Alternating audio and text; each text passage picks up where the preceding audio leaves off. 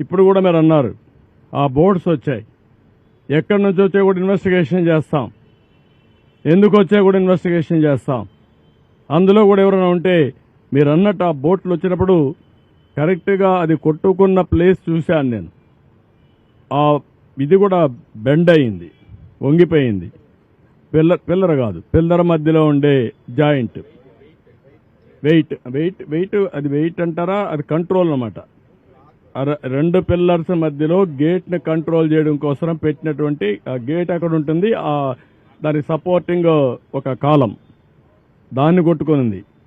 అది బెండ్ అయిపోయి ఇరిగిపోయే పరిస్థితి వచ్చింది.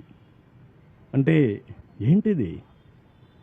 ఎప్పుడు చరిత్రలో జరగల, ఇలాంటివన్నీ జరుగుతున్నాయి.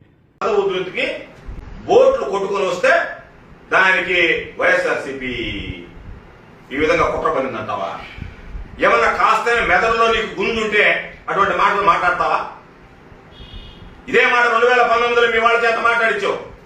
ప్రకాశం బ్యారేజ్ లో ఓ బోటు ఇరుక్కుంటే నా ఇళ్లు ముంచడానికి ఈరోజు దానికి సంబంధించినటువంటి ఆ బోటుకు సంబంధించి మీరు తీసుకొచ్చి ఆ రోజు ప్రకాశం బ్యారేజ్ లో ఎరగబెట్టామని చెప్పి నువ్వే ఆ రోజు అదే విధంగా మాట్లాడావు.